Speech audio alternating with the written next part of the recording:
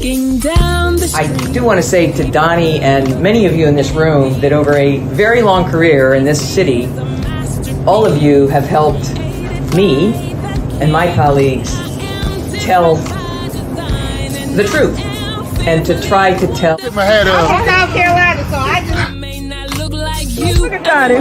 What does this event mean to you, Miss Peggy Morris? Oh, my heart, Happy 20th anniversary.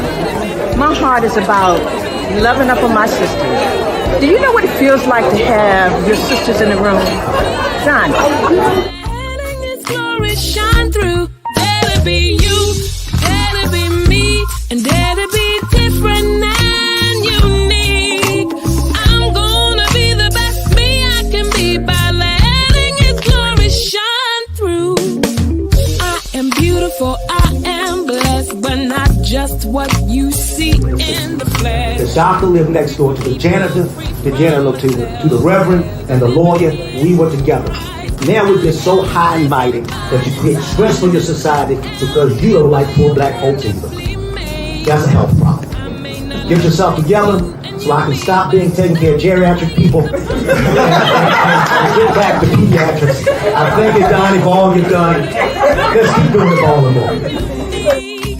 I'm gonna be the best me I can be by letting His glory shine through. Dare to be you, dare to be me, dare to be different and unique. I'm gonna be the best me I can be by letting His glory shine. First name's Donnie, last name's Glover, in it to win it for the long haul, baby. Okay, so we have a very special guest today, and we're going to be talking about, I guess, a heap of things: education, culture, history.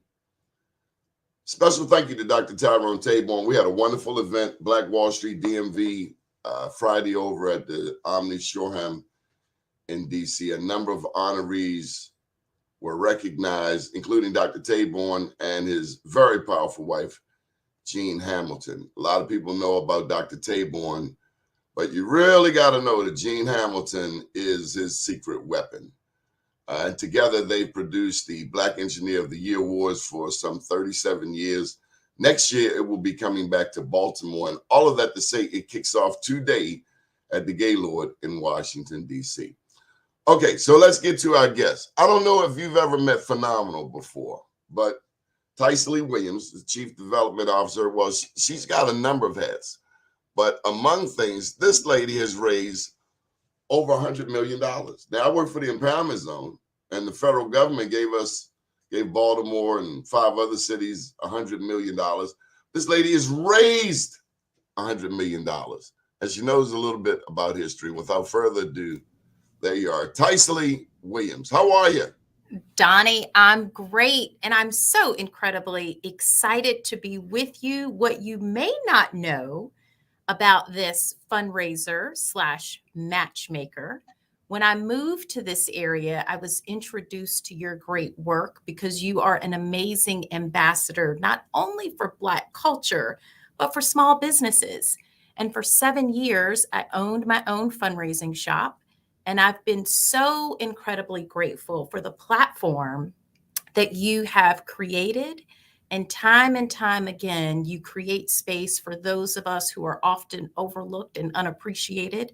So thank you for using your gifts and talents to not only raise money, but to also increase the spirits of people and to provide inspiration. So it's just a joy to have this conversation with you today. Thanks for inviting me. Now, Tycely, you got thick enough skin so I can ask you tough questions, right? Yes, Donna, you've got permission to just settle on into whatever is at the heart of the matter. So let's get into it. Okay, so in doing some research about you, I understand that you are a music historian. Oh, Donna, you might be talking about some of my pastime, but come on, let me see which street you're turning on here. Okay, here's the pop quiz. You got to finish the line. Are you ready? There ain't no way Donnie, I tell you, There ain't no way that I can. No, you're starting the morning early. it's the anthem. It is more than the anthem. I think for all of us who celebrate Black history, not only in February, but live it all throughout 365 days of the year, we know a little something about what gets us up and out and on the dance floor. And Donnie, I think you might be referencing one of my favorite songs. I want to know how come Frankie Beverly and Mays have not won one of those big time awards. What is wrong with America, where you're from here in Baltimore and everywhere I've ever been in Black America? Yes. We love Frankie Beverly and Mays. Mays featuring Frankie Beverly. Who was it that discovered them? Marvin Gaye? You know, Donnie, that is a good question. I need to fact check myself on that. I'm gonna go out on a limb. I think it was Marvin. Was it Marvin Gaye? Which would be yeah, but nonetheless, why did they never get honored and recognized? I mean, they never got their props. Never. You know, Donnie, I think you and I have journeyed through life long enough to know the answer to this. I spoke at the beginning about the level of appreciation I have for you, because you have not only centered, you have celebrated others. And what often happens, you know, we just rolled out of the Grammys, and the Grammys, I mean, it was amazing. It was great. I am a big fan of Beyonce, and I was really ecstatic to see her make history. At the same time, I recognize that what often consumes our attention as viewers, it's been created by white producers, those individuals who are giving consideration to who even will be considered for an award, the selection committee, right? When you give thought to what we applaud, what we praise here in America, oftentimes it's tied to the interest, and the power usually rests with white people. And so I've got a lot of white friends, and we share a lot of musical interest in common, but not a lot of white people know anything about Frankie Beverly and Mays. And so I think, Donnie, a lot of it has to do with some groups, some norms we have kept within our culture, and we celebrate, we recognize the genius. But I think a lot of the reason why there may not have been crossover appeal in their natural setting is because there wasn't adequate appreciation. Okay. So coming from Birmingham, we're big on Black Wall Street around here. We're big on celebrating Black businesses. We celebrate Black entrepreneurs and professionals, as well as the people who support them regardless of race. If I'm not mistaken, in every area, although we know about Tulsa, we know about Maggie Walker down in Richmond Ward, Jackson Ward in Richmond, we know about Durham's Black Wall Street. Not many people in this area ever talk about A.G. Gaston. Yes. Was he from Birmingham? Yes. So, you know, Dr. Gaston is somebody, when you talk about the individuals who shape and form communities, you're often looking at leaders within the business community, because those individuals not only create jobs, they often are the start to what is Black philanthropy, which is something I spend a lot of time fostering and starting and sustaining. But when you look back on Dr. Gaston and the work that he created, you know, very few opportunities existed for Black people to step into white-owned businesses. Because, Donnie, let's talk about legislation. It was illegal for Black people to go into businesses owned by white people. And many of our Black entrepreneurs, including A.G. Gaston, did a phenomenal job creating products and services that we desperately needed within the Black community to not only sustain ourselves, but to also just provide general protection for our families, for our wealth. And so while his wealth was accumulated largely tied to insurance, he also was a wonderful individual who had an array of businesses in downtown Birmingham, everything from hotel accommodations to also small businesses. And it was my understanding in connecting with a lot of individuals who started their businesses in the 50s and 60s, that he was just an integral part of providing financial capital. You know, when Black people couldn't step into traditional banks to get loans, he was actually there to see their promise and potential to be what we call now an angel investor, which is someone who might not be known on Front Street as the man or woman behind the financial resources needed, but often plays a pivotal role in ensuring that the small business has what it needs to kick off the operation. So he is definitely a giant. His legacy lives on. And, you know, Donnie, there's something that has just been centered in my spirit as we talk about Black History Month. And that's one of my favorite African proverbs.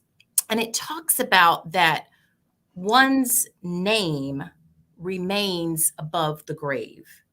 And so long after we have lived, when we live lives like the exemplary life that you have lived, my friend, our works extend beyond the termination of our lives. And when you think about people like A.G. Gaston, when you think about people like Anthony Bowen, and when you think about people like Sojourner Truth, and right here where I am, I'm thinking about Dorothy Height, because I'm not very far from several organizations where she had prominent leadership roles. And so these conversations, Donnie, that you have week over week, they're not just about looking in the rearview mirror to promote our past. It is about finding inspiration so it can fertilize the talents within us to push and press forward so that we are creating our own legacies, right? So that we are leaving a mark, whether it's in Baltimore, whether it's in DC, whether it's in my hometown of Birmingham. There are people behind all these institutions that are driving positive change.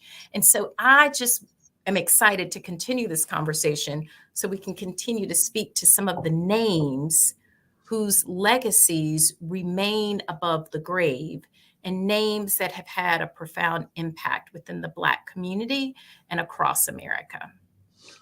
My brother introduced me to James Brown. Yes. He would pull out many albums over the years, and he would show me the lyrics. And one day, he was playing James Brown, and I said, Andre, where are the lyrics? He said, lyrics? James don't even know what he was saying. So I'm from Baltimore, and there was a certain prejudice I had when I went to Atlanta. When my introduction to college at Morehouse. Okay. And we were downtown Atlanta on Peachtree, and the lady said to the little girl, and I'm paraphrasing it, no. And the little girl said, no. And they were conversing. And and my boy and I, we looked at each other. Did you hear what that? And so I am reminded of the Geechee, of the Gullah off the coast of Georgia, a history that very few of us know about. And there's the 1619 Project. Yes. And I think it's so wrong. In Unapologetically Black, in my latest book, I Am Black Wall Street, my mentor says I don't mention it enough. But we talk about the Gullah Islands, and the first people that went there, according to my book, were enslaved by Spaniards.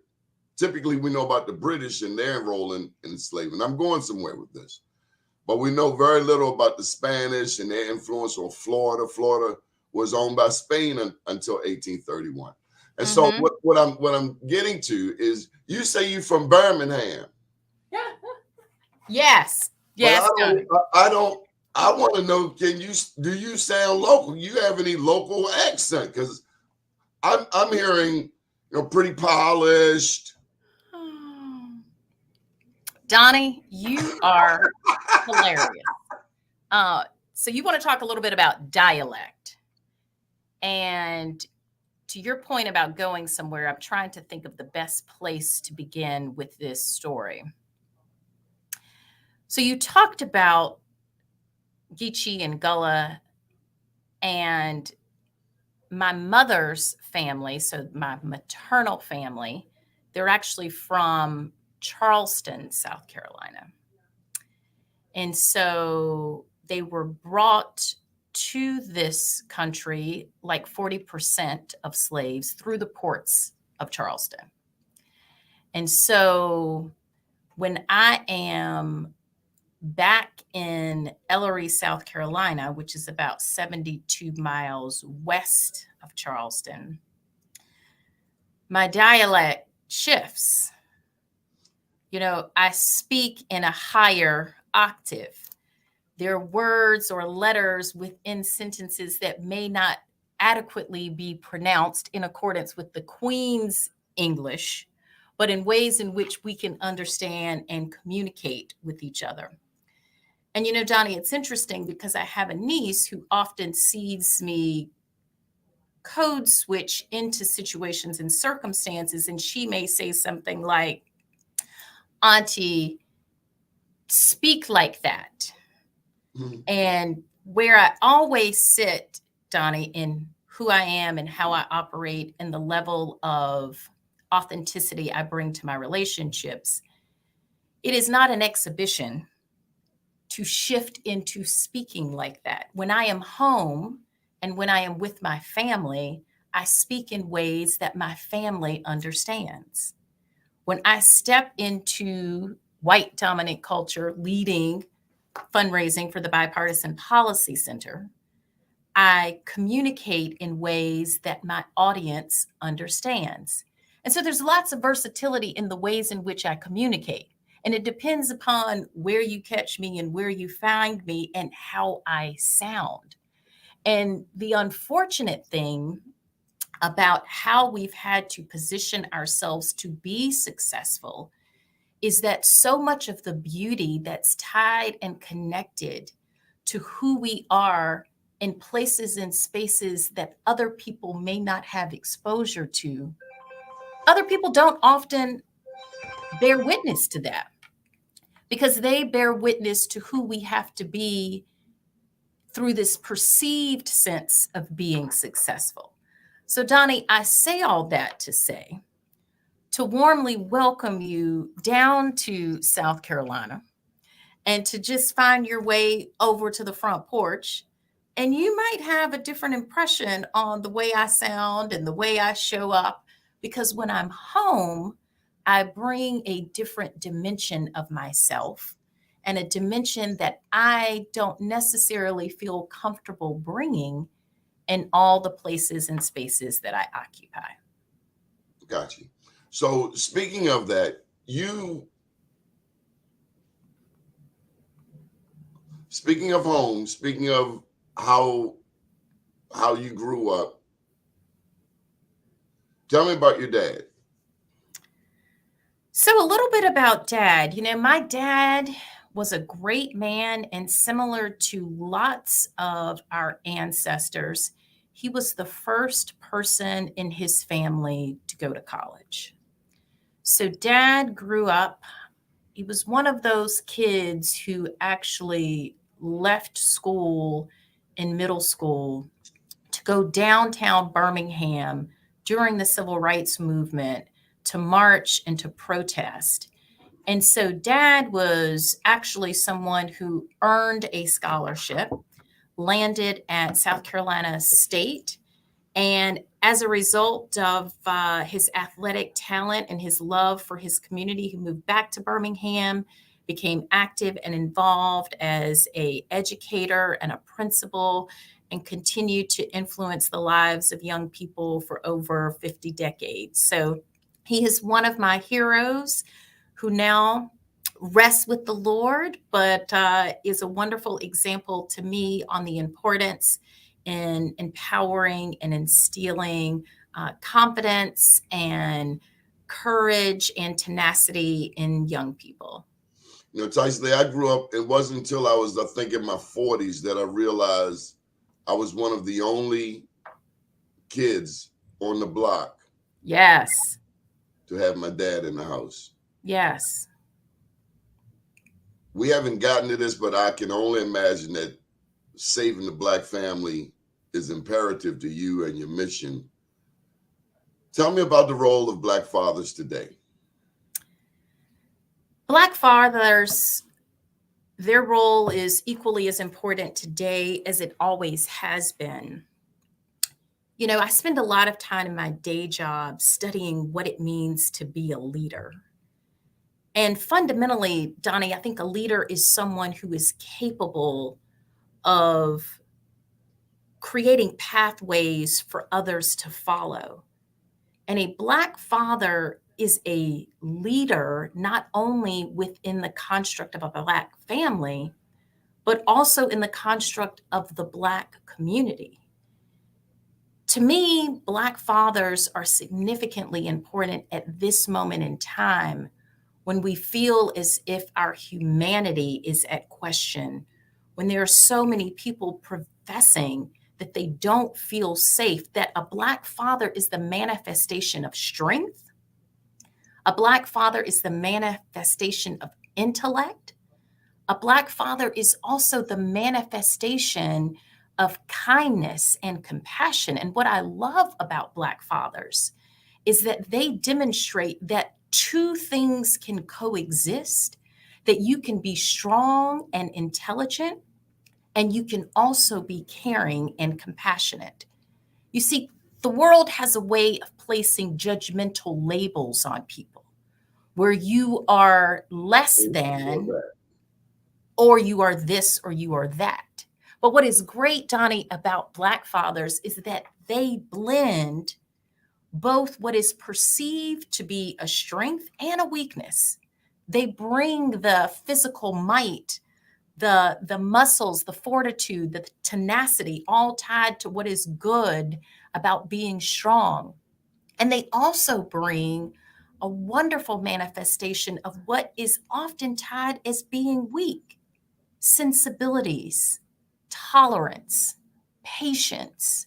And Black men have a wonderful way in standing in their strength in ways that model excellence, not only for the people in the family that have formed a sense of trust and admiration as a result of not only how they live, but how they grind it out day in and day out, making a way out of no way. You opened your show speaking to a Black man who wasn't only considerate about his own success, but had compassion for his wife, the other people in his family. You know, Black men are at the center of who we are, of how we show up.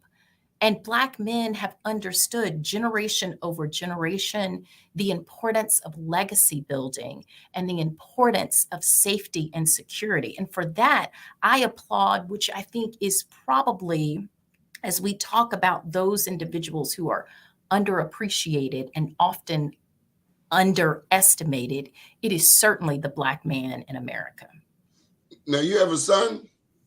I do not have any biological children, Donnie, and there was a time in my life when that question would be posed, and it left me with the feeling of uncertainty around my own worth. But what I've come to realize as a result of the life that I live and the calling on my life, as a result of not having any biological children of my own, I see every child as mine. Well, I saw something that said you're one and only. Was it a niece?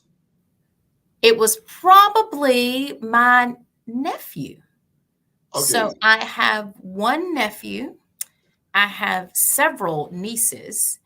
And to the point that I made earlier about the increased level of responsibility that rests within Black men, as his aunt, I have an expectation that's attached to Nathan Allen Pickens that is very different than the expectation that I have attached to other young people I encounter. What's that expectation? What's My that level? expectation of my nephew is that he will continue to be what the men in our family have always been. So when I talked about the characteristics that I'm drawn to about Black men, I'm speaking about those characteristics, Donnie, because I've seen them manifested in my father, in my grandfathers, in my uncles. I'm not really concerned about what the social science has to say about how Black men show up in America, because I know how Black men show up in America. I know what draws other people to be partnered with Black men to live healthy, loving, amazing, fulfilled lives because of how Black men show up. So it's important to me that I instill a few fundamental things within my nephew. One of which ties to the point that I've been making around the concept of safety. It is important for people to feel safe and secure in your presence. And in order for people to feel safe with you, you must be able to establish trust, which means when you say you're going to do something, I have an expectation that at 5 years old that my nephew is following up and following through. If he's going on a field trip and he says, Auntie, I'm going to tell you what I learned, it is my expectation that my nephew is going to take the initiative to FaceTime me. I don't need to circle back to say, Nathan, you told me you were going to do this. I have an expectation of a 5-year-old that you gave me your word, and that you need to learn that in order to be trusted and in order to create and sustain spaces of safety, you must learn the importance of following up and following through. So, Donnie, that's number one. You've got to know the importance of creating trusting relationships. And that's how I've been able to secure hundreds of millions of dollars because of trust. The second piece is it is important to me that my nephew understands the significance of activating courage. We talk a lot about the giants. You spotlight a lot of people right here on your morning show. And what is the common denominator, no matter what they've done, no matter where they've achieved success, is that they had to activate courage. You cannot sit in America in a place of fear. Now, I expect my nephew, myself, and everybody else to activate courage, to sometimes not obtain what you thought you would obtain. I expect you to learn from that, fail forward, and I expect you to continue to activate your courage with each opportunity that rests within your door. Did you say fail forward? Fail forward, Donnie. Absolutely. What is that? Never heard of that. So, Donnie, fail forward is a notion that when things do not go according to plan, all has not been lost if you have taken an insight, a lesson, a learning, so that when you are either repeating something similar or merely navigating through the complexities of life, you can draw back to that wisdom and you can actually pull from that to set yourself and others up for success. Because here's the great thing about relationships, Donnie, and I know you know this. When you create trust with people, when you can activate courage, individuals begin looking to you as a leader. They follow you. And sometimes as the leader, you got to be honest with people and saying like, hey, I don't have all the answers. I'm going to try this. We may make it, we may not. But it's like I tell my nephew, at the age of 5, when you're out there playing soccer, You may have an understanding of the play. Your coach is giving you a sense of what to do, but you get out there, you might have to activate courage to go another way. And if your Wait. teammates are following you, right, Donnie, they can adapt to what wasn't the play of the coach, but was the instinct of the leader on the field to move in a certain way. Hold up. Does Nathan allow you to come to his games? It sounds like you're one of those tenacious aunties. I am. I absolutely am. I will say that there is a different level of, my nephew feels differently when his aunt is watching anything he is doing. Really? Versus his parents. Absolutely. Because, Auntie has conversations that are very different than the conversations his parents have with him, because his parents have been charged with the daily care and feeding, making sure his belly's full and making sure he's joyful and transporting him from here to there. And Auntie is concerned with building a man who is going to be respected and responsible and someone who is going to be righteous. So everything with Auntie is a teachable moment. So his first love will be vetted by you. His first love will be vetted by me. And his first love must carry values that matter not only to his auntie, but that matter to our family. What are those values? I talk a lot about the importance of respect, because I come from a family, my maternal and paternal ancestors, who demanded respect as it pertained to how they showed up in the world. So they were involved in the civil rights movement, with women's suffrage, with elements of equity, because it was important to them to feel respected. And because respect was something that mattered to them, they did a fantastic job, Donnie, respecting others with the rightful expectation that they too would be respected. So at the core of the values is just fair and humane treatment of others. Nathan is not going to bring someone home who is going to be disrespectful and not be able to be kind to their neighbor. That's not going to work for Auntie. Now, I recognize that everybody hasn't been introduced to the same value set. So I'm not closed-minded, Donnie. I recognize that maybe someone comes to dinner who might not quite exhibit or actualize the values because maybe they haven't had the exposure, right? So I'm not discounting someone who immediately may not show up in a way that's value aligned, but I am underscoring to my nephew and to myself the importance of articulating what matters and having an expectation that the people you connect and commune with are also able to get down with those values. Little Nathan's gonna be ducking you out when he break, like, no, you can't meet her. Let's go over here. Okay, so gender switch here. Daughters. I have a daughter whose birthday is coming up at the end of this month. She shares a birthday with one of my favorite writers of all time, William Edward Burghardt Du Bois. Any advice? Love it. In raising daughters in today's world, in a world where the Beehive has as much influence as the Democratic Party, it seems. That's right. You know, Donnie, I want to go back to where we started. You know, it kind of centered an African proverb that really resonates with me as it pertains to legacy building, right? One's name remains above the grave. As I impart lessons from many attempts of failing forward, I would ask you as a father to consider another African proverb that I hold near and dear to my heart, and that is reminding your daughter that a good name is better than wealth.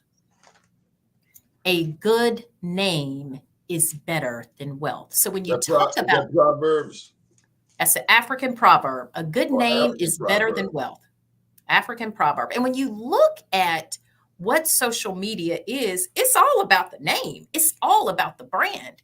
It's all about who someone is perceived to be and the curiosity around the name.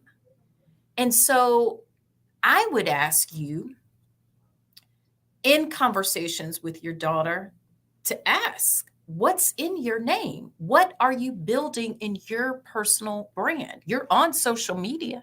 People are following you. They're liking your post. They're retweeting. There's something about your name, your image, your brand that is drawing people to you. But you want to impress upon your daughter to do what I have done with my father.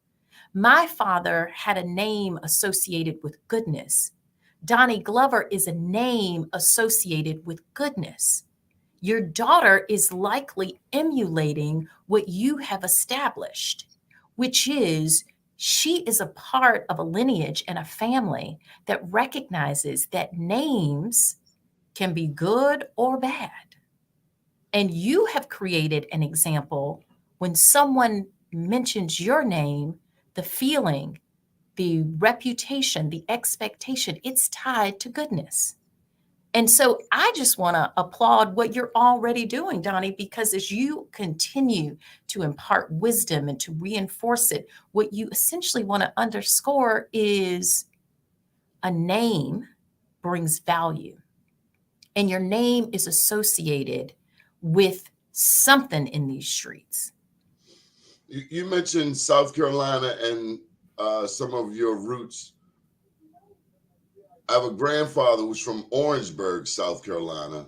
I know a lot about Orangeburg, South Carolina. I've never heard of Cleveland until last year when the CIAA came to Baltimore. It's coming back in a few days. But there was someone else. There's a city in South Carolina called Charleston. And there was a freedom fighter that I learned about in undergrad in the McNair program. Dr. Eugenia Collier introduced me to this phenomenal story of Denmark Vesey.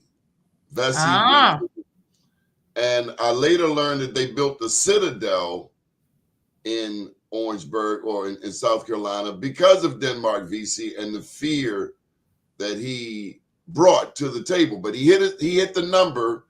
I believe the year was 1799. He bought his freedom, and they told him to go back to Africa, and he said, hell no. He wanted everybody to be free. So that's right. Any thoughts on, because being from Baltimore, sadly, unfortunately, we know, and I guess maybe it's across America, we know very little about our history as a people. You come from Birmingham. What's it like coming from there to here, to Washington, D.C.?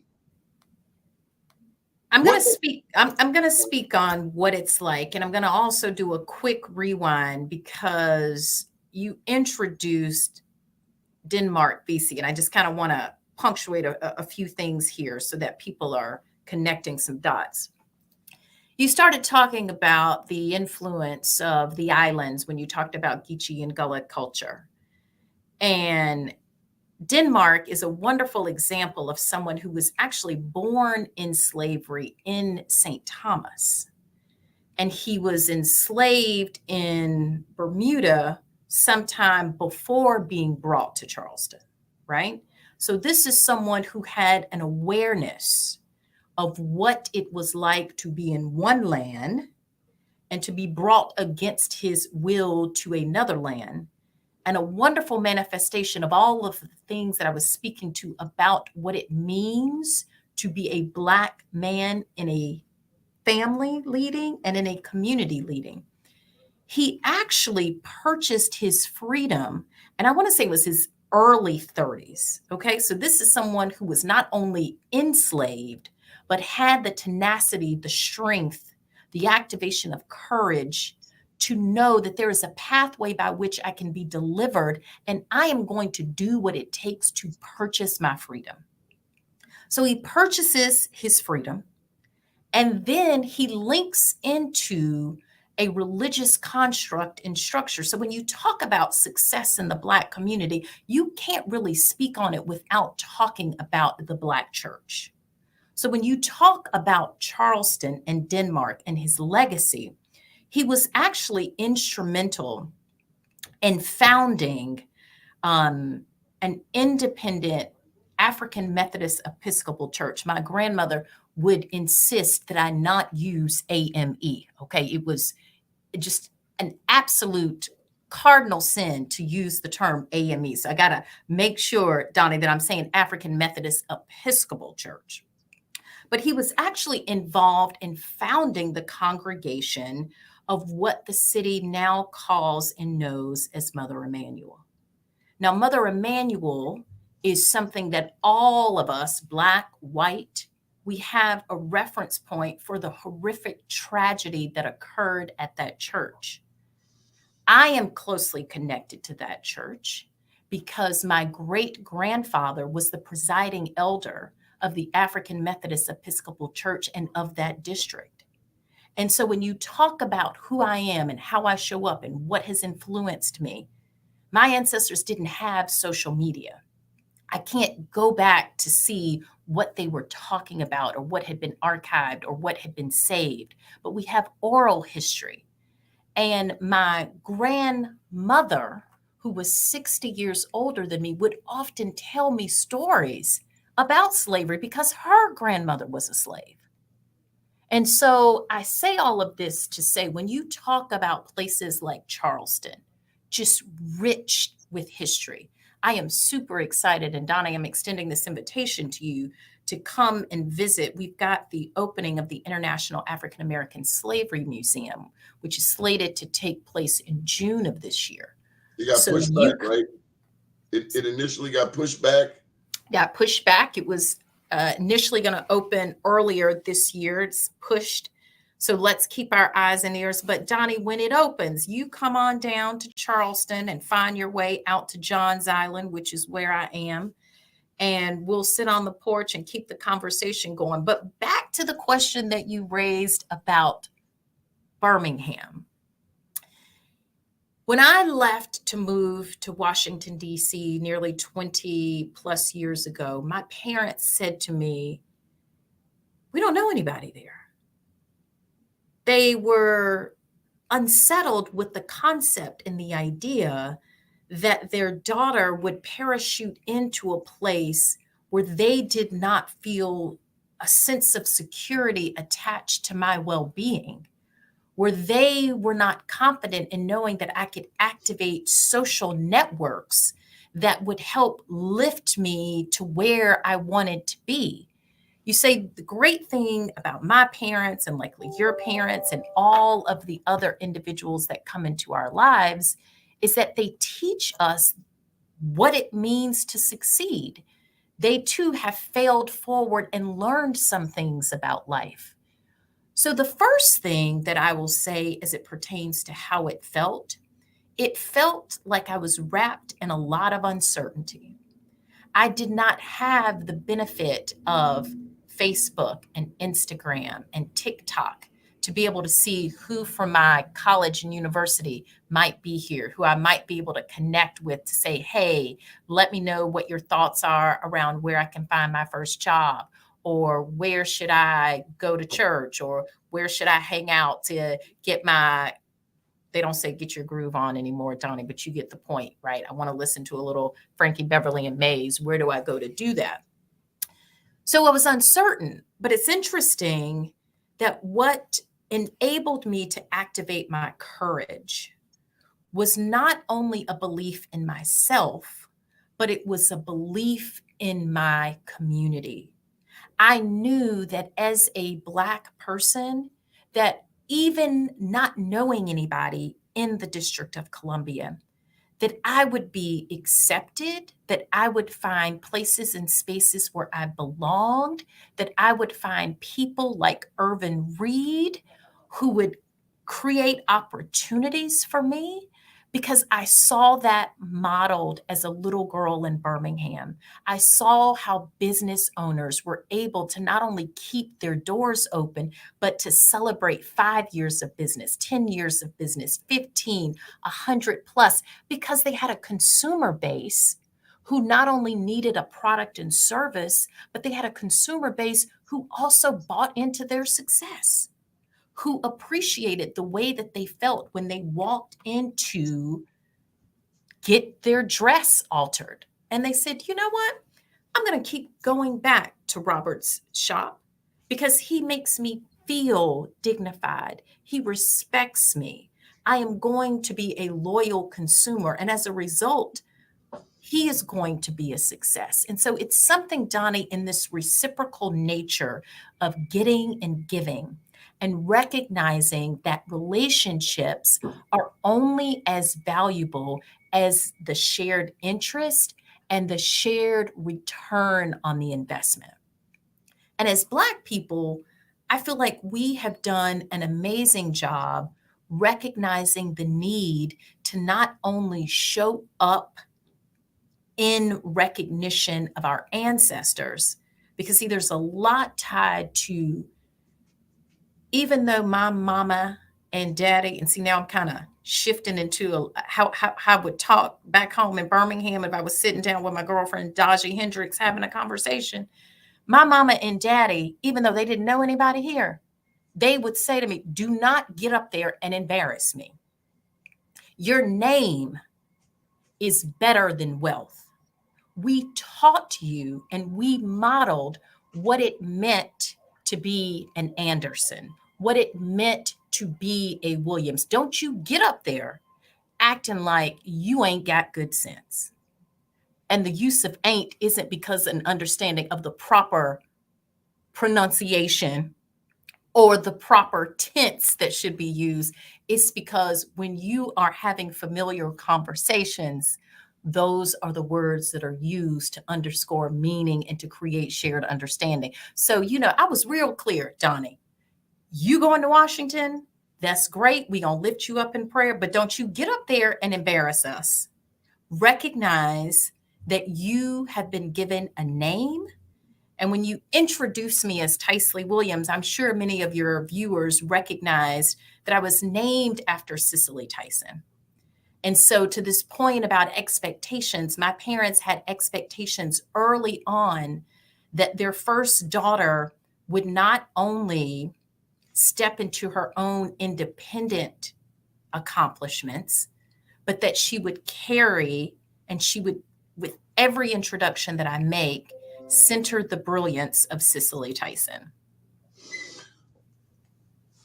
Why didn't you run for president? Donnie, you trying to take me to the White House? You've already been there. Oh, Donnie, there are things that I appreciate about leadership: inspiring others, working towards common goals. I have not run for public office, largely because... Breaking news on breaking news. Breaking news. Largely, Donnie, because it's a lot of work. You do a lot of work. You raised $100 million. It's a lot of work. And you build buildings. You bring people together. You convince people. I mean, I'm still trying to get a Pepsi ad. I'm going to have to take your fundraising course to figure out, do you teach fundraising courses? Donnie, I teach at Penn State, and it is a joy to introduce the fundamentals of relationship building. But Donnie, I also do a lot of education around town at no cost. So I will be sure to keep you looped in to when I'm rolling out some tactics and some tips on how to raise money. But Donnie, it's super simple. I mean, everybody here is excited about Wes Moore. They haven't met you. Hey, Wes is amazing, as is the First Lady of Maryland. You have a wonderful dynamic duo in Dawn and Wes. And Dawn Blythe Moore. I am super, super excited to champion their success. But you know, Donnie, it takes a lot. We have to have an immense level of appreciation for people who are willing to serve. Because it's bold. You're putting your whole life out there. You're It's putting your everything. whole life out there. And the one piece that I will say, and I know Wes's story is similar to this, at this point, I have solved problems by raising dollars to advance federal policy so that Americans can live the most optimum life, right? That's the way I'm solving problems, by making sure that our policy directors here at the Bipartisan Policy Center, who understand that you've got to bring Republicans and Democrats to a table to talk through trade-offs, to identify bipartisan legislation, which is the only path forward. And so that's how I'm solving problems at this moment in my life. But Donnie, what I will say is I am hopeful that I am also speaking to my future self when I espouse what needs to happen and how success is obtained, because there are a lot of uncertainties around the path that I will take, around what's next. But what I am certain of is that no matter what I set out to do, or no matter what anyone else sets out to do, we can't do it without the support of others. And Donnie, that leads me to where I started this conversation, which is extending an extreme amount of gratitude to you. What I love about your book, Unapologetically Black, it reminds us of the need to not feel as if we have to code switch. If we want to say ain't, it doesn't necessarily mean that we do not have the intellectual abilities to conjugate. It means that is how I have spoken and where I feel most comfortable expressing a point. And what we have to do in this country is to create more pathways where expressions can exist without judgment. You know, I had a friend visit me a few weeks ago and she drove up to my house and she saw an American flag and she said to me, "I didn't know you were a Republican." And I said, "I'm not. What leads you to think I am?" And she said, "You have an American flag flying on the front of your house." You know, Donnie, to the point that you... I'm insulted because we fought in every war. We tipped the Revolutionary War. Yes. We tipped the Civil War. So that's a person that just doesn't know history. Doesn't know history. And Donnie, I want to end with this. I know we've talked a lot about what has influenced me. When I came to Washington, D.C., you know, I centered the name Irvin Reed. And there are so many people who are no longer with us. Kevin Jefferson would be one who played an instrumental role in my success. But I would not be who I am without a woman by the name of Angie Reese Hawkins. And Angie Reese Hawkins became the first Black woman to lead the YMCAs of Metropolitan Washington. So when I was introduced to Angie, she was leading over 17, 18 YMCAs in the DMV, District of Columbia, Southern Maryland, and in Virginia. What I loved about Angie, I met Angie through the strong, Black, brilliant husband that she has, Calvin Hawkins. That name may be familiar to people in Prince George's County. Calvin, because he felt as if he could trust me, said, "I ought to introduce you to my wife. She's leading the YMCA and she's always looking for good fundraising talent." Wow. So it is through this introduction that a brilliant Black man coordinated that I met Angie Reese Hawkins. And I worked for Angie for about 6 years when I was an independent consultant, had a small business. I told you how grateful I was for all that you've done to lift up the importance of small businesses. But Angie had an opportunity for me that she brought me in-house to the YMCA. And that was she was reopening the YMCA Anthony Bowen.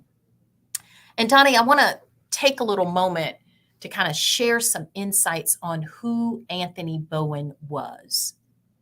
I talked about one's name remains above the grave, that African proverb. This story is a wonderful illustration of that. So Anthony Bowen was actually born into slavery in Prince George's County in 1809. So I want you to just kind of set with that in a minute. Prince George's County, Maryland, 1809.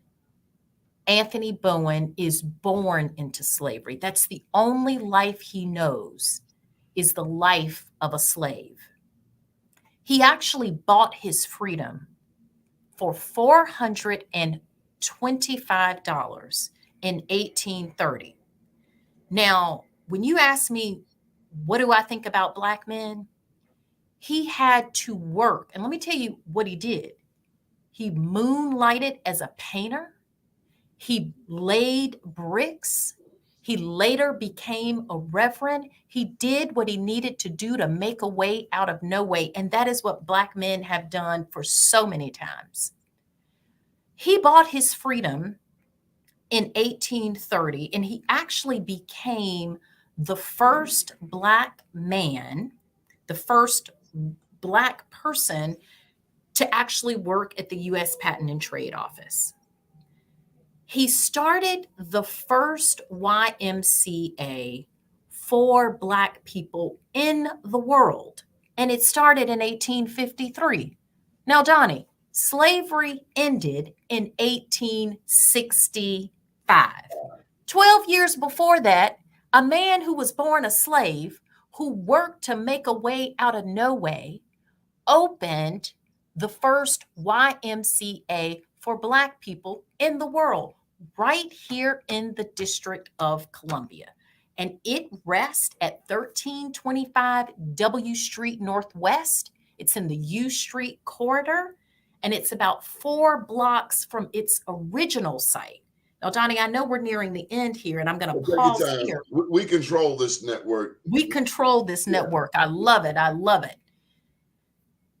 The original site of the YMCA Anthony Bowen was actually the 12th Street YMCA.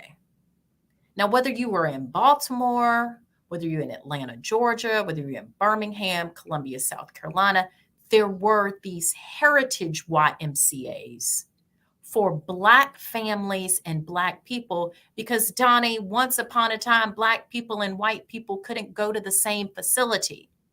If it weren't for people like my father, who were skipping out on their 8th grade science class to go down to Birmingham, Alabama, in the streets to protest, dealing with all the nonsense, to fight for legislative change, we would still have this segregated system.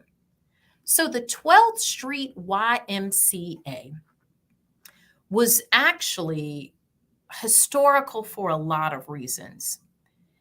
It actually housed Langston Hughes. Now, I know you know who Langston Hughes was, and I know that you know that he was actually a busboy at Wardman Park Hotel. So when you talk about the manifestation of Black men and the brilliance, he didn't just have the intellectual ability, he had a work ethic, right? So it housed Langston Hughes when he was here in Washington. It housed Supreme Court Justice Thurgood Marshall. And now I know you know the impact he had on Brown versus the Board of Education. And it was actually Dr. Charles Drew, who we also hold in high esteem. My nephew, Nathan, who I talk about, who wants to be an astrophysicist, knows who Dr. Charles Drew is and all that he did as a scientist. But that YMCA created a place where Black people, Black men, Black children, Black women felt a sense of safety and security. And when you can create a place where people feel safe, it fosters their innate abilities. And whether you're talking about one-on-one relationships, whether you're talking about corporate entities that are in communities, whether you're talking about not-for-profit organizations, HBCUs, we are all charged with creating spaces of safety. Because in those spaces of safety, the young people are growing. Our attorneys have the ability to fight injustices. Our artists have the inspiration to create art and poetry that brings much needed encouragement and lifts the strain from all that is heavy and hard in the world. And so, Donnie, I have enjoyed this conversation. I got one more for you. Why don't we give back more? Deion Sanders goes out there. The man has health challenges, but he got out there for his HBC for Jackson. Yes. Ed Reed stepped up. He tried to do a similar thing. Robert Smith paid for a whole class of Morehouse seniors and their student loan bills. Oprah. Yes. I wasn't always an Oprah fan. I just want to state it for the record, but in retrospect, she helped Barack Obama get into position. She helped Wes Moore get into position. That's right. But I look at Baltimore, and I look at all of the basketball players, for instance, that have come out of my city, including the high school I graduated from. And then I look around the city, and I don't see any new recreation centers. Or I see a Jay-Z. Now, I love his music. I love the music. I love the music talking about the hustle. Can't knock the hustle. Selling cocaine. But I also live in a neighborhood where I see the damage, the havoc, yes, the addiction, the drug addicts, the young people who figure there's no other way to make it out of here, but I'm going to be like Jigga. I'm going to be like Hove. But then we get to these platforms and to give back. I mean, we wouldn't be here. You know and I know. We wouldn't be here if it weren't for Harriet Tubman, who had her freedom, but she went back to get even the sorry man that she married. And then she did fall in love with a younger man named Davis along the way. And I was glad she was able to find her boo thing, because our people are just ungrateful. They asked the question, why should Harriet get the big piece of chicken? Why does Harriet get to sleep in the bed? We are some ungrateful people. How do we get more? And Martin Luther King said, the richer we become materially, the poorer we become morally and spiritually. We have learned to fly the air like birds and swim the seas like fish, but we've not learned the simple art of living together as brothers and sisters. And when we do give back, it's real smug. It's down our nose. You know how we are. We bring the rich man to the front row of the African Methodist Episcopal Church and sit them on the front. But dude with a little 6 o'clock shadow and some wine on his breath, we want to shun him. You know how we get in church. How do we heal a people? How do we get our people to give back? Philanthropy. How do we just get back to basics and stop killing each other? I know that's a lot to unpack, but I had to. Donnie, it's a lot to unpack. And I appreciate the honesty that you've centered around what is unfolding in our community. I would encourage us, Donnie, to also give thought to the individuals who are exemplary that we can lift up and learn from, and to make sure that all of these individuals can create opportunities for young people to relate. You see, young people might not be able to relate to Oprah.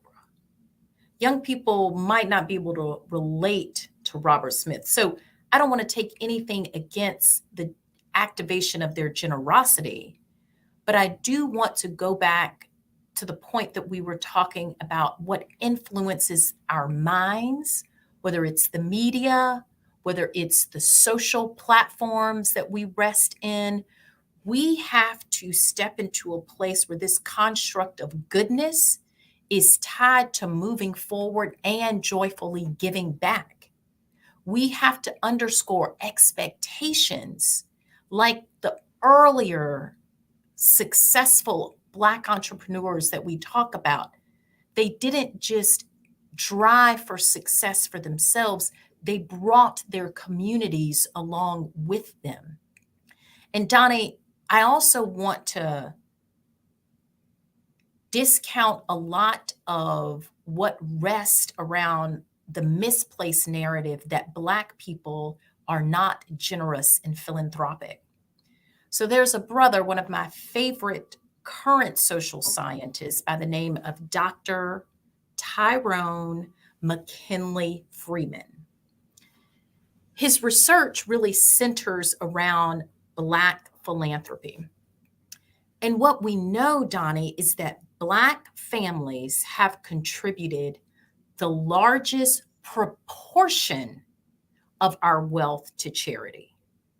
The largest proportion of our wealth to charity since 2010 compared to white people and any other racial and cultural segmentation. Get up. Here's the deal, Donnie. We need more money to give. It's not that we're not giving. We actually give more of our dollar than anybody else gives. And you already know that we need to do more with our dollar than most people need to do.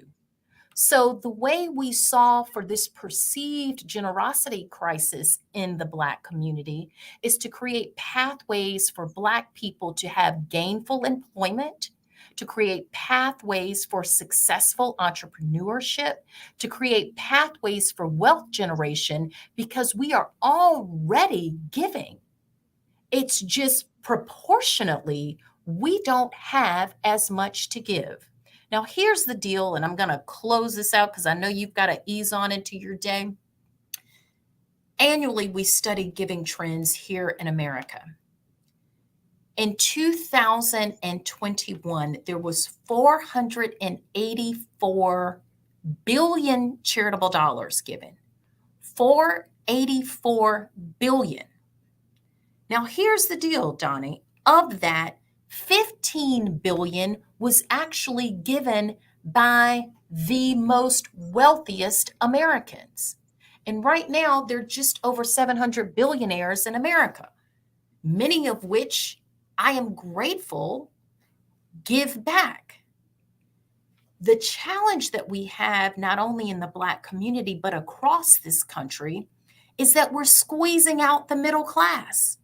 The most generous people in this country are teachers, firemen, public servants, people who on average, no matter what corner of the country you're in, you're making less than $80,000. But proportionately, they're giving more to charitable organizations than people who are making six figures, than millionaires and billionaires. So Donnie, I'm just going to end with an invitation for everybody listening to this conversation to find a way to give back. We rest on a heritage with people who had to do a lot with the little. They had less education. They had less structured social capital. They had less life experience. And it seems as if when we look at what they've done, from being born into slavery like Anthony Bowen, to finding their way to be a millionaire like Dr. A.G. Gaston, they found a way to not only do for them and theirs, they found a way to do for the community and to enlarge those who benefited from their brilliance. So I want to invite people, whether it's volunteering and giving your time, whether it's giving your testimony, having something positive to say about Donnie's book, Donnie's show, that is paying it forward. That is giving an endorsement. That is helping Donnie. or whether it's giving your treasure. And we have a lot of trust in our faith leaders. When you look at where a lot of our money goes, it goes to churches. There aren't any studies really looking at the impact of the dollars going into Black church. A lot of the statistics that we lift up are tied to what we can research, what we can make sense of. And there's a lot that happens as far as Black generosity is concerned. We have to sow into our own families, right? That within itself is an expression of kindness and goodness and generosity. And Donnie, I am proud to be amongst the people. When you look at who has proportionally given the most in America, I am proud to say that is Black people, and I am proud to be one among that number. Okay, you got to leave us with a quote, one of your favorite quotes. I know you got one. You got something on the wall, Randy. Come on. Donnie, there's so many favorite quotes. There's so many favorite quotes, but I never, ever miss the opportunity to center Marva Collins. This is something that I have repeated every morning after my morning devotions since I was a junior in high school. Is that the Chicago educator? Chicago educated, born in the great state of Alabama, doing some great things on the west side for public schools. Dr. Collins was amazing and awesome. But she said, I will ignore the tags and names given me by society, since only I know what I have the ability to become. I will continue to let society predict, but only I can determine what I can and cannot be.